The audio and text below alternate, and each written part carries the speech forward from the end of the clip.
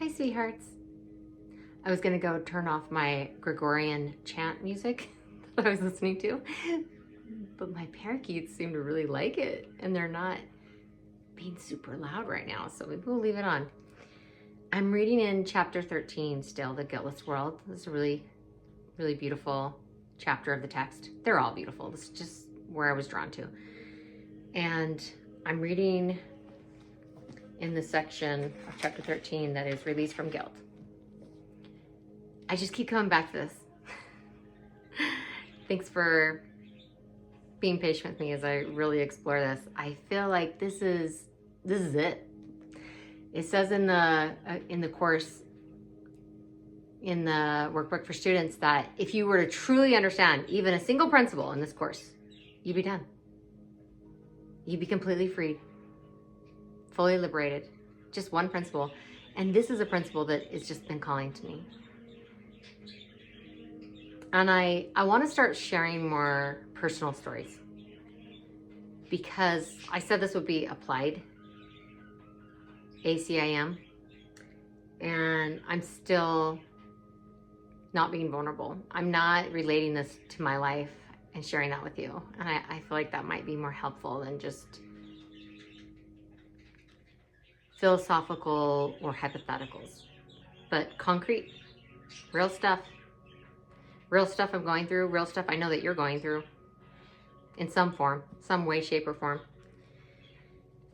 So I'm reading in chapter 13, Release from Guilt, 9th paragraph. And it says, you who have been unmerciful to yourself, do not remember your Father's love. So we haven't been merciful to ourselves, we haven't been kind to ourselves, so we don't remember our Father's love, and we're having a hard time loving others. And looking without mercy upon your brothers, you do not remember how much you love him. Wow. Yet it is forever true. In shining peace within you is the perfect purity in which you were created. Well, you know what? I guess the Gregorian chant music isn't working with my parakeets. I'm so sorry. I rescued 3 birds that desperately needed a home. I love them, but they'll be super quiet until it's time to record. And then all of a sudden they have so much to say. In shining peace within you is the perfect purity in which you were created. Fear not to look upon the lovely truth in you. I'm going to read that again. Fear not to look upon the lovely truth in you. Wow. Look through the cloud of guilt that dims your vision and look past darkness to the holy place where you will see the light. The altar to your Father is as pure as he who raised it to himself. Nothing can keep you from what Christ would have you see. His will is like his Father's, and he offers mercy to every child of God as he would have you do. Release from guilt as you would be released. There is no other way to look within and see the light of love shining as steadily and as surely as God himself has always loved his Son. Okay, this is so powerful. So the course is very practical. It is practical. It sounds esoteric, sounds magical, sounds unrealistic. But when you apply it, it's the truth. I have experienced this. Release from guilt as you would be released. That is as generous as it is selfish. When you start applying these principles, really applying them, you're like, oh, I would do this if I was the most selfish person in the world, because it works. It's not meant to be, I want you to do this really difficult thing that there's no good reason to do other than you're being altruistic. No, it's do this and you'll be released. It's very interesting that it says there is no other way. There is no other way. We can't keep everyone guilty and condemned and free ourselves. We can't, because we are energetically connected, and literally through the systems of being human, of showing up in society, we are connected. And it mentions earlier, you do not remember how much you love him, because we truly do love each other. Now, we've forgotten. I'll be the first to admit, I've forgotten that I love about, half the population, at least, that I don't agree with on a lot of different things. So Here's a personal story. My younger brother, who I really love, and I grew up trying to be a protector to him and be a guiding light for him. He went through a really rough patch with mental health issues after college, and long story short, ends up living in a ditch behind a Walmart, homeless and an addict. And I felt so heartbroken about this that I would many times just burst out in tears because I had tried a lot of different things to help him, but nothing was working. And I had this moment of grace one day where I was just thinking, I'll never be happy because of this situation, because it hurts so much and I wish I could do something, but I can't. And this moment of grace was just, Beck, all you need to do is love him and see him as perfect. And I was like, well, he lives in a ditch, so I'm pretty sure he doesn't feel like he's perfect. And he's addicted to drugs, so it's really hard for me to think he's perfect.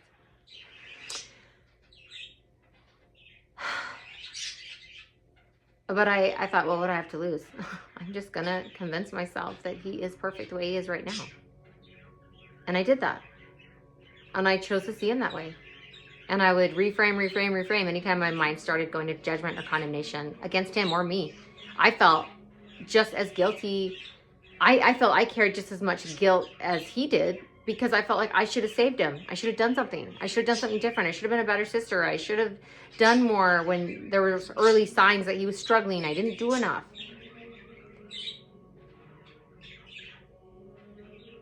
That shift changed everything. It allowed me to be happy again, and it allowed me to enjoy his company. It allowed me to look at him with compassion and love, realizing, well, he's perfect. His soul, for whatever reason, wanted to experience being a drug addict and living in a ditch behind Walmart.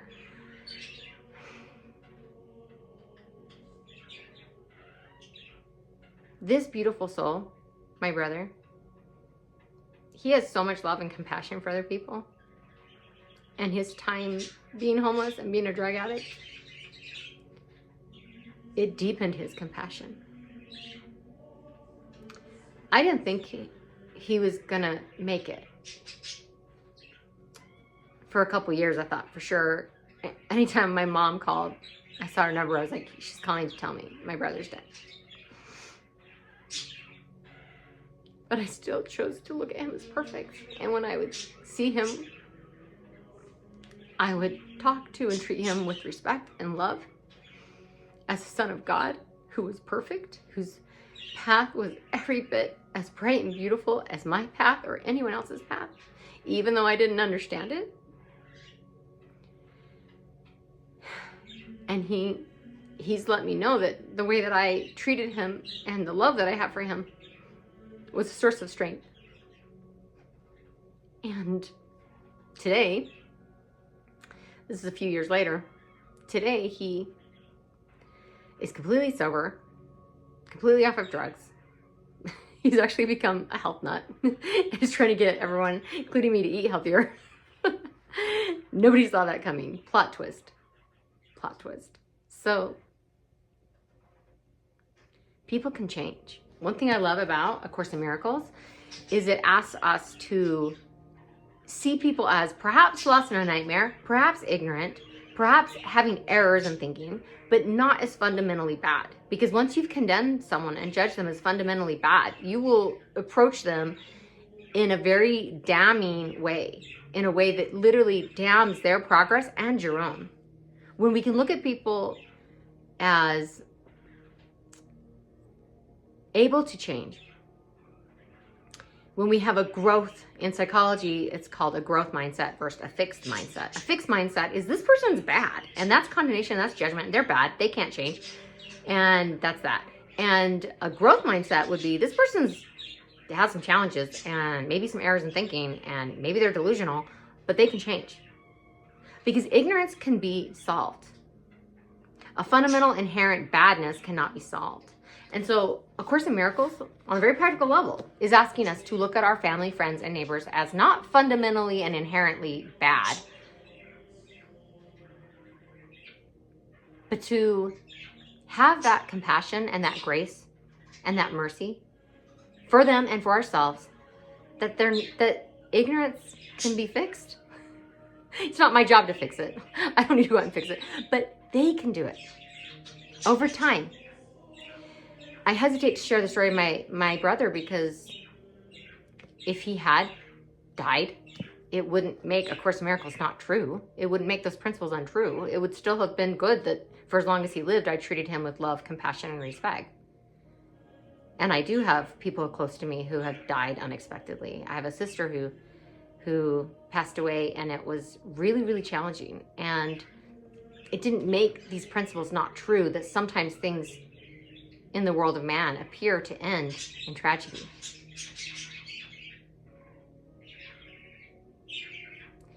What I'm trying to convey, and what I need to remember, and I'm inviting you to remember through the holiday season, we're going to be around our family, and some of them are going to be really triggering, and some of them are going to seem like they're insane, and we might have a lot of history and baggage with these people. I'm not going to tell you what you need to do, because this is really personal. But if you feel so called in your heart to experiment with these words, with these teachings, release from guilt as you would be released. Look at this person not as fundamentally bad, but as on a journey, and that they can change at any moment. And that through seeing their light, seeing their love, looking past the ego's mask, looking past their wounded inner child, looking past their confusion, looking past their ego mask, and looking at the soul within and recognizing that that soul is still inherently good. No matter what crazy thing the character is experiencing, that soul is still inherently good. Looking past the ego mask into their true self with loving eyes is the most loving, kind, and gracious thing you could ever do for another soul. And paradoxically, it's also the most loving, kind, and gracious thing you can do for your own soul.